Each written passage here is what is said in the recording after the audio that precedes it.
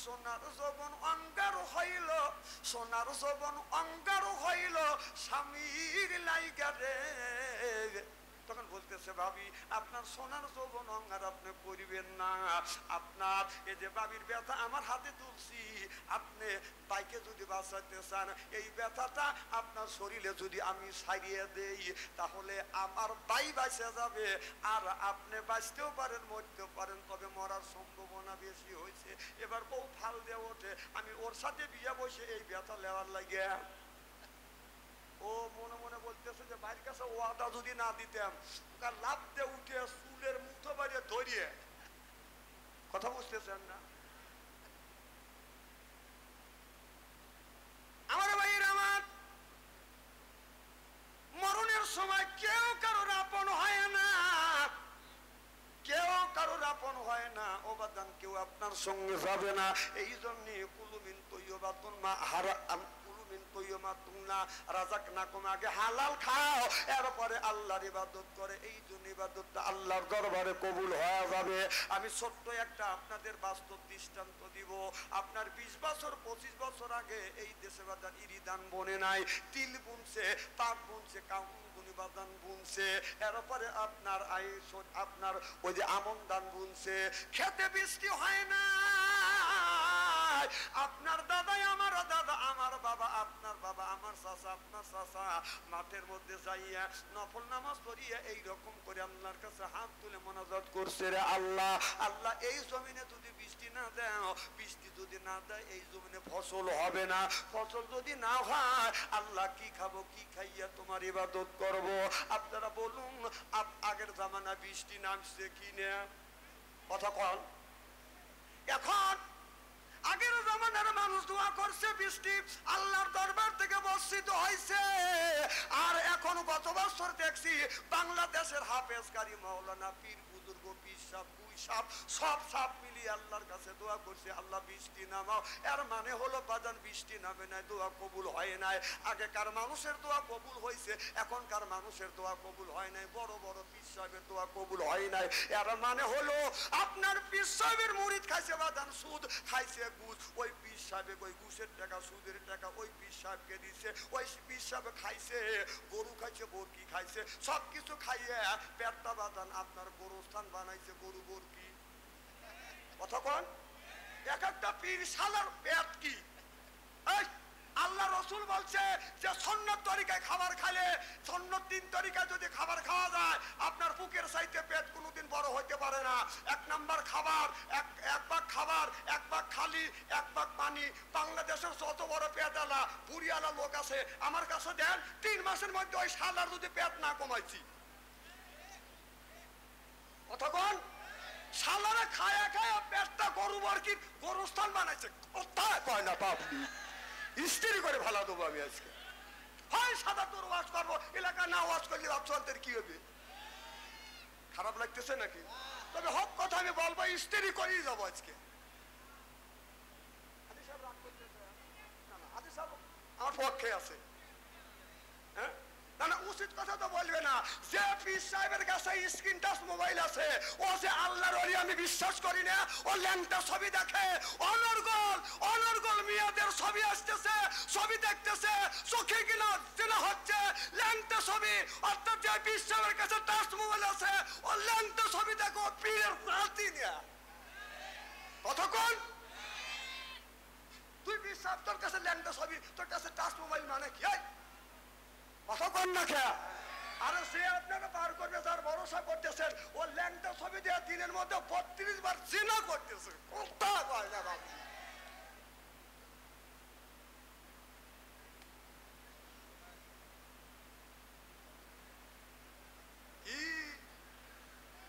আচ্ছা তেল টেলে ওয়াজ করো, আর তেল টেলের চোখ নাই। এটা আপনার বলি আল্লাহর বাংলাদেশ, শহীদ গাজীর বাংলাদেশ।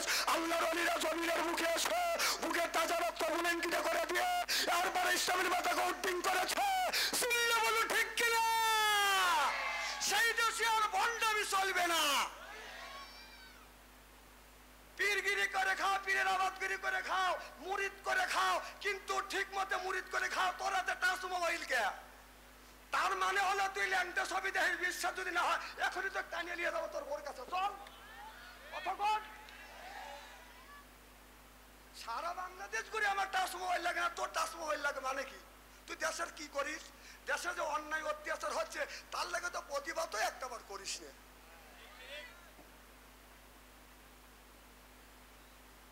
খবর দেওয়া কি করে? ও কি প্রতিবাদ করে? ঘৃণা করে? ওর তো অতগুলি মুরিদ আছে। এই যে দেশে যে চাল ডাল তেল মালের যে দাম বাড়ছে, একটা দিন মুড়িদান নিয়ে কি ও মিটিং মিছিল করছে? এর মানে ও খবর দেখে না, ও খবর হ্যাঁ। আমি বুঝি না। এই কথা বললি বাদশাহ আনসারী ভালো না, স্টলের তলে থেকে জুব্বা গায়ে দিয়ে বলতেছে যে বাদশাহ আনসারী এই তুই আয়, তুই আয়, তোর ক্ষমতা নেই হক কথা বলা।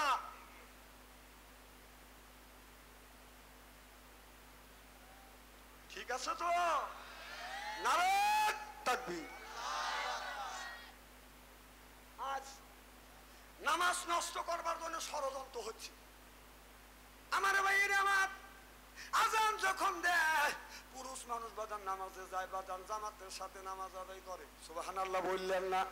পাশ দিয়ে যদি বাজান পাশে থেকে কারো যদি মোবাইলে বাজান রিংটং বাজে ওঠে, ওই লোকটাকে মসজিদের মধ্যে খালি হাত দিয়ে মারে না, তোর রিংটং বাজলো কেন? কথা কর না কে? কারণ রিংটং বাজলে নামাজে ক্ষতি হওয়ার সম্ভাবনা আছে। তাহলে পুরুষের নামাজ নিরাপদ, বাড়ির মধ্যে মা বোনদের বাজান নামাজ কোনোদিন নিরাপদ হয় না। মা বোনেরা বাড়ির মধ্যে এরকম করে নামাজ পড়তেছে। এদিক তাকান, সিয়ারা কি একবারে খারাপ নাকি?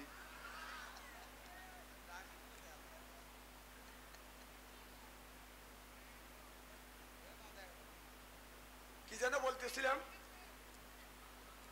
মা বোনদের নামাজ নষ্ট হচ্ছে, মা বোনেরা ঘরের মধ্যে নামাজ পড়তেছে, সূক্ষ্ম ষড়যন্ত্র দিয়ে বাদান নামাজটা নষ্ট করবার বাদান চেষ্টা করতেছে। এরকম উঠিয়েছে, তুমি যদি চা খাও আর উনি কি করবে? এটা খাওয়া বাদ দাও। কতক্ষণ? ওয়াজ আমার বাইরে গেল। আমাদের দেশে কিছু লোক আছে সকালবেলা আপনার ফজরের নামাজ পড়ে চলে টলে বসে ওস্তালে এক কাপ, ওস্তালে এক কাপ, ওস্তালে এক কাপ, মানুষের গল্প করে, ওই গল্পের মাথা খায়। কতক্ষণ? যা বসে টলে কথা বলে বাদান মনের বলে, এরপরে বাদান ওই জায়গাটা করে শরম, আমার করে বাদান শরম, এরপরে বাদান ওই জায়গা বসে বাদান আপনার বাদান চা খায়, এরপরে বাদান আপনার চা খাইয়া ওই জায়গা নানান ধরনের বাদান গল্প করে, যায় বাদা বসে টলে কথা বলে বাদান মুখের বলে, এরপরে বাদান খাই একটু পান, মনের মধ্যে আছে বাদান গুনগুননি গান, তারপরে খাই একটু হাকিম পুরি সবটা, শরীর তার কামিয়ে যায়, বুঝায় আমি বড় একটা মর্দা। ওগুলো বাদ দাও, পরেরটা খাওয়া লাগবে কে?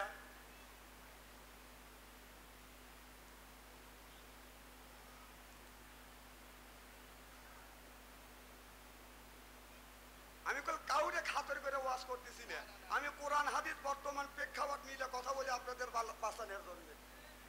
আল্লাহ রসুল বলছে তুহিদ্দু তুহিব্বু, তুহিদ্দু তুহিব্বু, খালি খায়ও না খাওয়ায়ও, খালি কটকট করে খাও খাওয়ায়ও, কথা কয় না। গ্রামের মধ্যে যদি একটা প্রভাবশালী লোক হয়, যা কয় যে চাষে একটা চা খা কয় দেয়, হ্যাঁ তুই যে হ্যাঁ করে যে গরিবের পাইপ পেশা টাকা আর রিক্সাওয়ালার রিক্সা চালানোর টাকা, ভ্যানালার টাকা টাকার সাজে আর পানতে কটকট করে খালি। আল্লাহ রসুল বলছে তুহিদ্দু তুহিব্বু, খালি খায়ও না খাওয়ায়ও খাওয়ায়ও। টাটকা ওয়াজ কোরআন হাদিস বর্তমান প্রেক্ষাপট মিলে আজকে একবারে ফিনিশিং করে দিয়ে যাও। সারা বাংলাদেশ ইস্তেরি করা পেল। আর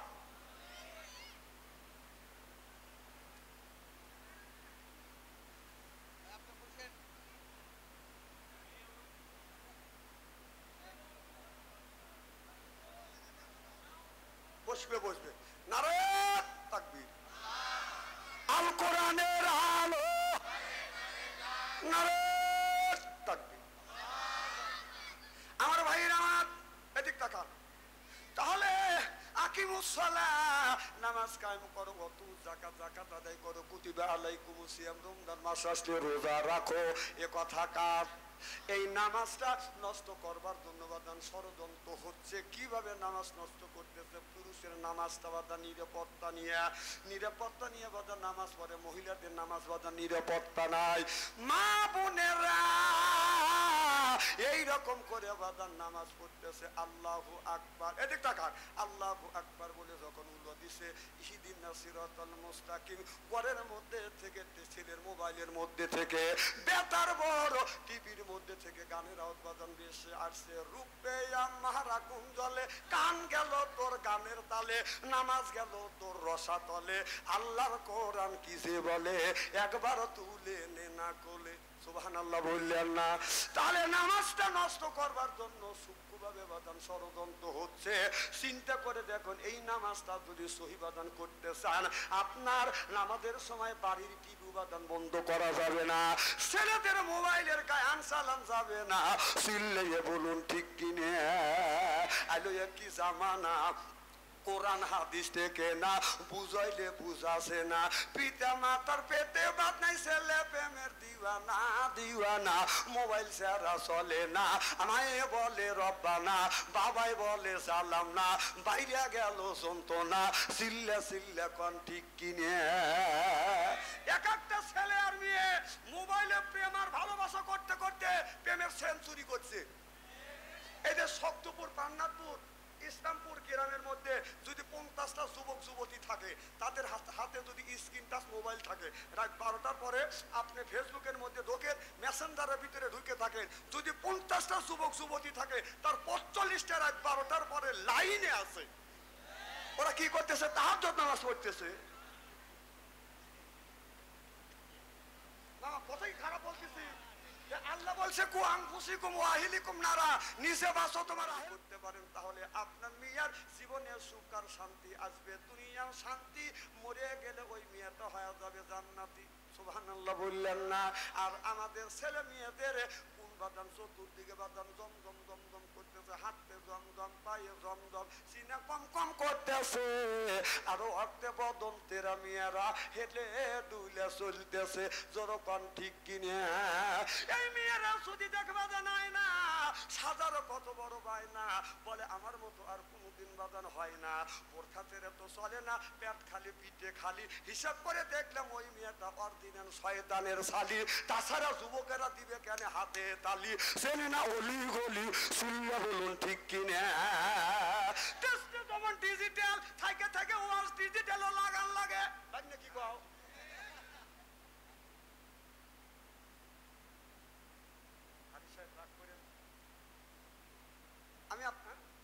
আমি আপনার বাঁচানোর জন্য কথা বলতেছি, হয় শোনেন অথবা না শোনেন।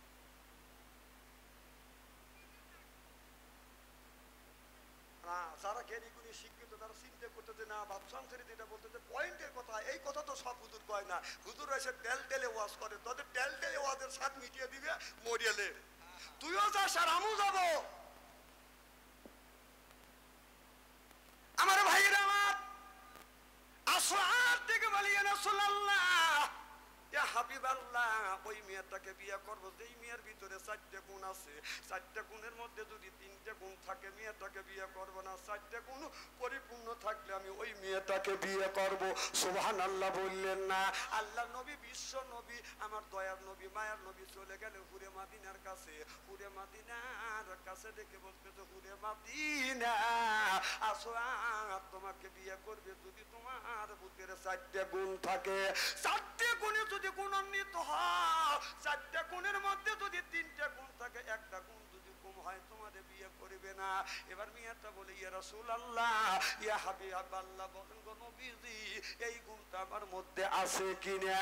এবার আমার নবী বললেন, মেয়েটা বলে, নবী ভাই আপনি বলতে থাকেন এই গুণটা আমার মধ্যে আছে কিনা, বলেন গো নবীজি, এই যুবকেটা গুণের কথা কি বলছে? এবার আমার নবী বলে, রে যুবতী হুরে মদিনা, যুবকটা বলছে, প্রথম নম্বর গুণ, তুমি কোরআন পড়া জানো কিনা? মেয়েটা চোখের পানি ফেলে দিয়ে দিয়ে কান্দের বলে, ইয়া রাসূলুল্লাহ, ইয়া হাবিবাল্লাহ, এই গুণটা আমার মধ্যে পুরোপুরি ভাবে রয়ে গেছে। ও নবীজি,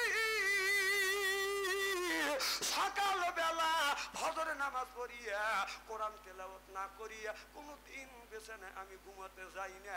চিল্লাইয়া কোন মারহাবা। আগে দেখছি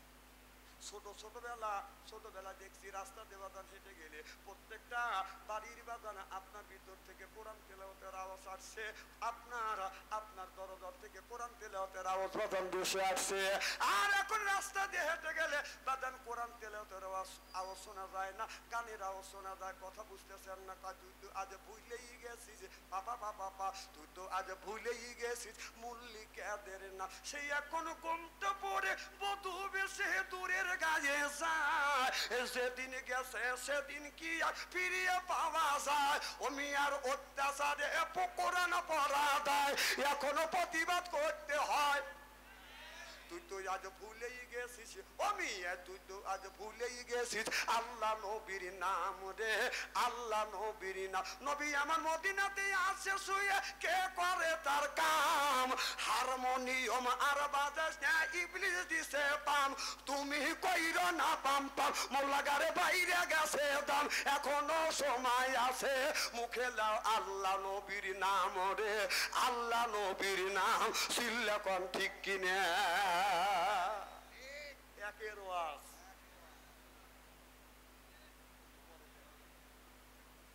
খারাপ লাগতেছে নাকি?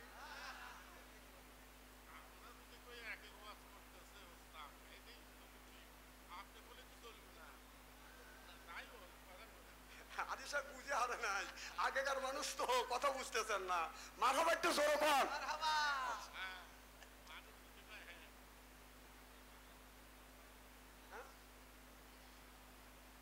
খুব কি খারাপ লাগতেছে নাকি? আমার ভাইয়েরা আমার দেখলে আসত কয়টা আসত পড়ে রয়েছে। মারহাবা একটু জোরে কর। আমার ভাইয়েরা আমার এবার আল্লাহ নবী বলে আসওয়াত আসওয়াত রে ও আসওয়াত। ওই মেয়েটা বললো হুজুর আমার ভিতরে এই জিনিসটা আছে, আমি কোরআন পড়া জানি। আল্লাহ নবী বললেন, মেয়েটা বলে নবী গো বলেন 2 নম্বর ওয়াজ, 2 নম্বর শর্ত কি? আল্লাহ নবী বললেন রে যুবতী, 2 নম্বর শর্ত হলো তুমি তাহাজ্জুদের নামাজ আদায় করো কিনা। এবার মেয়েটা বলে ইয়া রাসূলুল্লাহ, ইয়া হাবিবাল্লাহ, ওই গুণটা আমার ভিতরে আছে। সুবহানাল্লাহ বললেন না?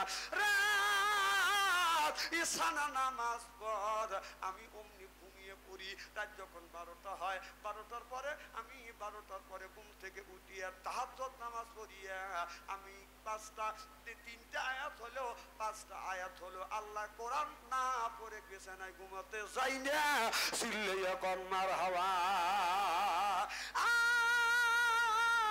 ওই মেয়েটা বলি ইয়া রাসূলুল্লাহ, ইয়া হাবিবাল্লাহ, নবীজি গো আমি মাঝে মধ্যে জিকির করতে করতে চোখে যখন ঘুম আসে, কোরআন পড়তে পড়তে চোখে যখন তন্দ্রা আসতে চায়, তখন আমি আমার এই চুলের সাথে রশি বান্ধিয়া ঘরের আড়ার সাথে তন্দার সাথে বেঁধে রাখি গো নবীজি। যখন চোখে ঘুম আসে তখন আমি জুমিয়ে পড়ি, আমার চুলে টান লাগে, ঘুম ভেঙে যায়। তখন বলি চোখে ঘুম আসিস না, ওই দিন আর আমি ঘুমাবি যেদিন ওই মাটির কবরে যাবি। চিল্লাইয়া কোন মারহাবা। বল হুজুর এই গুণ তো আছে। বলেন গো নবীজি 3 নম্বর গুণ। আমার নবী বলেন রে যুবতী, 3 নম্বর গুণ তোমার ভিতরে আসওয়াদ বলেছে ওই মেয়েটাকে আমি বিয়ে করব যে মেয়েদের ভিতরে মেয়েটার পর্দা আছে। সুবহানাল্লাহ বললেন না? আল্লাহ বললেন কদ আনজালনা আলাইকুম লিবাসা। সুবহানাল্লাহ বললেন না? আয়াত আছে না মামা? কদ আনজালনা আলাইকুম লিবাসা, তোমার মধ্যে লিবাস আছে কিনা? সুবহানাল্লাহ বললেন না? আমি ছোট্টবেলা দেখছি, বসে বসে চিন্তা করছি আল্লাহ গরুকে আপনার দেরাত নিয়ে দিছে। আমি চিন্তা করলাম মশা তাড়ানোর জন্য আল্লাহ আপনার গরুকে নিয়ে দিছে। কথা বলেন না? কিছুদিন পরে চিন্তা করলাম আপনার যদি আল্লাহ নেজটা যদি দিত মশা তাড়ানোর জন্য, মাছি তাড়ানোর জন্য, মিডল পয়েন্টে দিল না কে? মিডল পয়েন্টে দিলে এইরকম করে ঘুরোইতো, সাইডে দিল কে? কথা বলেন না? আবার বকরির দিকে লক্ষ্য করে দেখি বকরির 4 ইঞ্চি নেজ, গরুর 1.5 হাত নেজ, 1.5 হাত নেজ দিয়ে নাই মশা তাড়াইলো। বকরির 4 ইঞ্চি নেজ দিয়ে কিভাবে মশা তাড়াবে? এইভাবে কি মশা তাড়ান যায়? কথা কয় না, কথা কয় না। এর মানে হলো বোঝা গেল আল্লাহ আপনার এই গরুকে আপনার নেজটা দিয়েছে, নেজ দিয়ে বাজার ইজ্জতটা ব্যাখ্যা করে রাখে।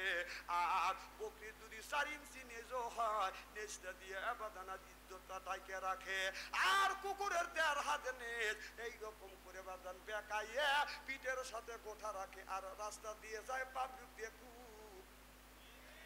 কে কোন জাতের চাইরেছে না, কে কোন জাতের চাইরেছে না, পরিচয় কথা বাতায় খাতাসের ভাই আতর দিলে যায় গত কি কখন যায় উত্তর নিশ্চয় এতই বেকা তেল দিলে হবে না সোজা, সগুন কি আর হবে তাজা, মরা গরু যতই খায় সিল্লে বলুন ঠিক কিনে।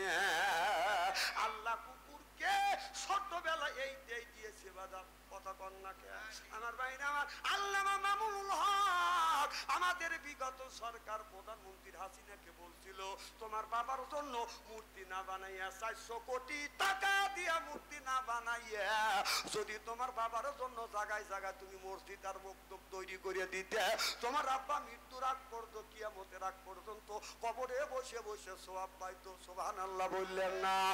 এই কথা বলার জন্য এই লোকটা কি করলো, লোকটা বাগেদা জেলের মধ্যে ঢুকাইয়া একেবারে লোকটাকে পঙ্গু করিয়ে দিছে। এই যে মূর্তি বানার লাভটা কি, এই যে রবীন্দ্রনাথ ঠাকুর খাড়া রয়েছে, এইভাবে খাড়া রয়েছে। আমি একদিন আকুর চা স্টাইলে চা খাচ্ছি, একটা সিএনজি ওখানে ঠেকাই না, একটা কুকুর আসতেছে হাই ফাই করতে। আচ্ছা একটা সিএনজি আছে, সিএনজির কাছে আছে ডাইন টেঙ্গি উঁচু করে মারছে এক কাপ চা। আমি বল দেখতেছি ফাঁকা দেখা যাইতেছে। আবার আর একটা ব্যানালা রয়েছে, ওখানে আসে ডাইন টেঙ্গি উঁচু করে মারিয়ে দিছে ব্যানে 2 কাপ চা। এই রবীন্দ্রনাথ ঠাকুরের কাছে যাকারে ডাইন টেঙ্গি উঁচু করে হাফ কেজি মারিয়ে দিছে, যার দিয়ে নিচ দিয়ে একবারে ভিজ দিয়ে একবারে গোসল হয়ে গেছে। তাহলে এই মূর্তিতে এই যে মূর্তি তুলছে তাতে রবীন্দ্রনাথ ঠাকুর একটা নেকি পাবে, বরং কুত্তা এসে পেশাব করে গোসল করে দিয়েছে। কথা কয় না কাবাবনি, খুব খারাপ লাগতেছে নাকি? আরে টাটকা ওয়াজ নগদ ওয়াজ কেবল শুরু করছি।